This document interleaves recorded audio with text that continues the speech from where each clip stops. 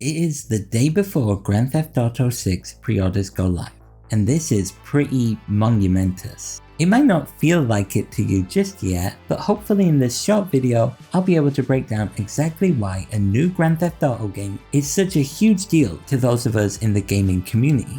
Because it really is. GTA 6 is probably the most anticipated game of all time for a number of reasons, and I'm going to break them all down for you.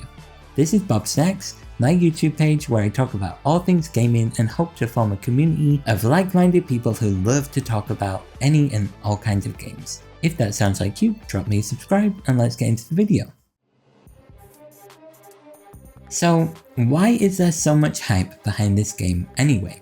Why did the announcement of pre-orders becoming available get over 500,000 likes in 12 hours? Why are companies giving employees a day off on November 19th when GTA 6 releases? And why is every gaming company avoiding November like the plague, except Barbie?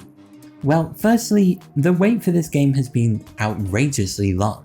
GTA 5 released in 2013, meaning that we've waited 13 years for GTA 6. I'm sure I don't need to explain how ridiculous that is, but for added context, the wait between San Andreas and GTA 4 was 4 years, and GTA 4 to GTA 5 was a 5-year wait. That means that GTA 6 has more than double the wait from GTA 4 to 5, and over a decade worth of anticipation from the fans of the series. And when I say fans of the series, I mean pretty much Earth's population. GTA is a hugely popular series, and it's one of the biggest franchises of all time. Grand Theft Auto 5 shipped almost 230 million copies worldwide, and made almost $10 billion in revenue. That puts it not just up there with the best-selling games of all time, but makes it one of the most successful products in entertainment media history. Books, films, TV shows, it's very rare to earn this much money from one product. But Grand Theft Auto 5 did, because the audience for this universe is huge. And why is the audience so big? Well, because Rockstar only releases quality games. Yes, it might take them forever to release them, but when they do, it's practically a seal of quality to see their logo. I'm not trying to glaze them here, just look at the critical reception of the GTA and Red Dead Redemption series. It's practically nothing but praise, and it has been for decades at this point. For us as players, if we see that Rockstar logo, we know that it's going to be well made. So combine all of these factors with what we've seen of the game, and it'll start to make sense. Rockstar make quality. They've taken a decade on a sequel to a game everyone likes, and it looks like this. Of course people are going to be excited. So that's why it matters to the fans, but the success of GTA 6 matters to Rockstar as well. The company behind the Grand Theft Auto series has put absolutely everything into this next entry. And when I say everything, I mean potentially over $1 billion. It's a generally accepted take across the industry that GTA 6 likely cost more than $1 billion to develop, which is actually only a tenth of what GTA 5 made back for Rockstar, but even so, we're talking about what's likely one of the most expensive pieces of media ever created. And though they'll almost certainly make it back within the year, if not within days, it's an enormous risk to spend so much money on just one project. Rockstar need it to land well, because GTA goes beyond its core game. It's become something that players can revisit and stay engaged with for years. Though it hasn't been confirmed just yet, Grand Theft Auto Online is expected to get a follow-up with GTA 6, and that online service was fundamental to GTA 5 making so much money throughout its life cycle. The sale of Shark cards, which are virtual cash that you can spend in GTA Online on cars and buildings and stuff, are responsible for a huge chunk of GTA's income. And Rockstar want to keep the ball rolling with GTA 6. They're gonna make absurd amounts of money just from game purchases, yeah, but they'll have an infinite money glitch if the game hits with audiences and they invest in the online modes too. Perhaps the most daunting part of what GTA 6 represents for Rockstar though is the weight of expectation.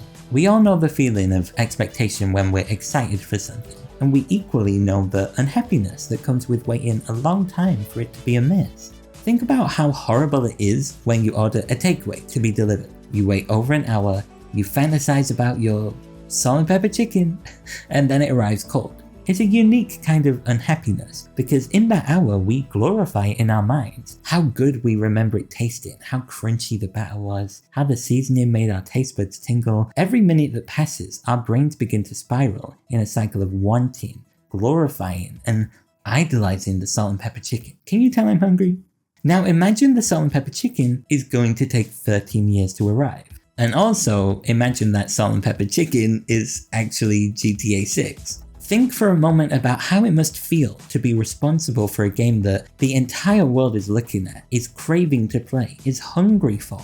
I mean literally every country, every kind of gamer, every kind of person, all waiting to see how a follow-up to GTA 5 will land. It's an enormous burden, it's the weight of the world on their shoulders, and failure just isn't an option.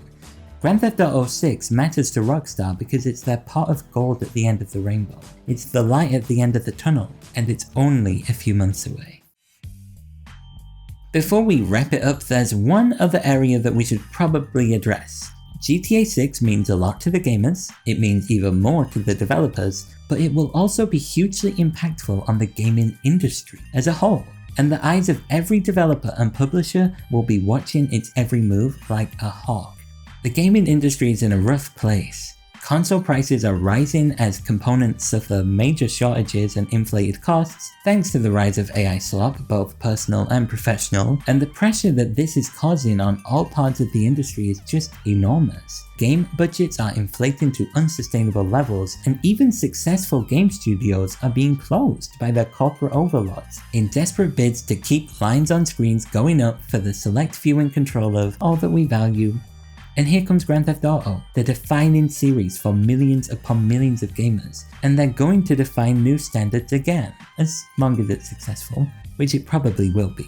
However GTA does its new open world, the industry will follow. How the world is simulated, how the monetization is structured, and what technology the game employs to run the way it does will all be studied and become a benchmark of modern game design, because that's just the impact that Grand Theft Auto has always had.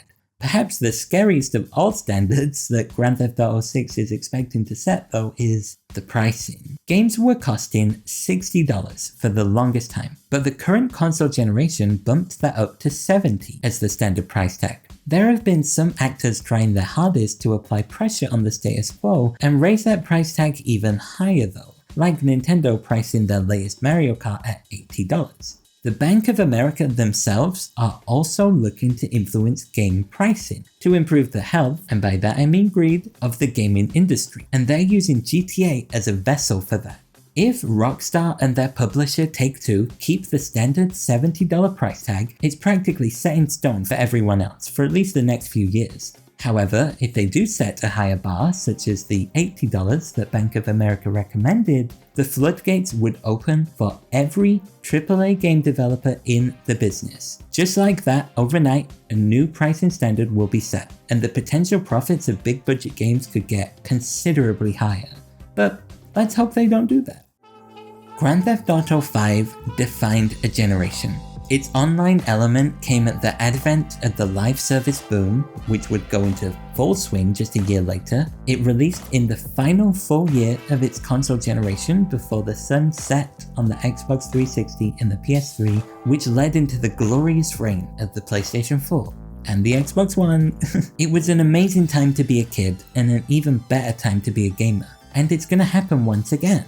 We don't know what will follow GTA 6. We don't know what trends it will set, whether it marks the upcoming end of the current console generation, or what other shifts it could represent in the future of the gaming business. What we do know though, for certain, is that the rest of this year will be pivotal for an entire industry, for the gamers, and for me. If you want to join me on this journey to create a new gaming community, please do subscribe. We're building a place where we're enthusiastic about gaming of all kinds, hate trains are never welcome, and we try to have thoughtful conversations about the games that we care about. I'll catch you next time, and good luck with your GTA 6 pre-order. See you in Vice City.